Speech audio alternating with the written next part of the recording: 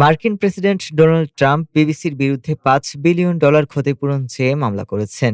অভিযোগে বলা হয়েছে, বিবিসির প্যানোরামা অনুষ্ঠানে 2021 সালের 6 জানুয়ারি ক্যাপিটাল হিল দাঙ্গার আগে দেওয়া তার ভাষণের একটি অংশ ভুলভাবে সম্পাদন করা হয়েছে, যার ফলে তার বক্তব্যের অর্থ বিকৃত হয়েছে।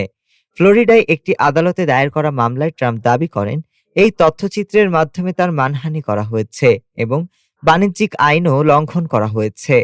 ট্রাম্পের আইনজীবীরা বলেন, বিবিসি ইচ্ছাকৃত ও বিদ্বেষপূর্ণভাবে তার বক্তব্য উপস্থাপন করেছে।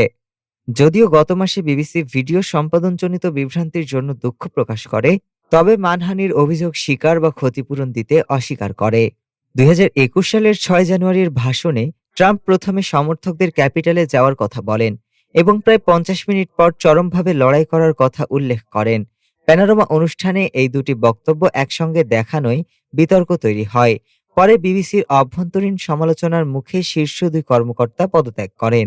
বিবিসি বলেছে, তথ্যচিত্রটি যুক্তরাষ্ট্রে সম্প্রচার করা হয়নি, তবে ট্রাম্পের দাবি ভিপিএন ও স্ট্রিমিং এর মাধ্যমে তা ফ্লোরিডায় দেখা হয়েছে। ডেস্ক রিপোর্ট, আজ বার্তা।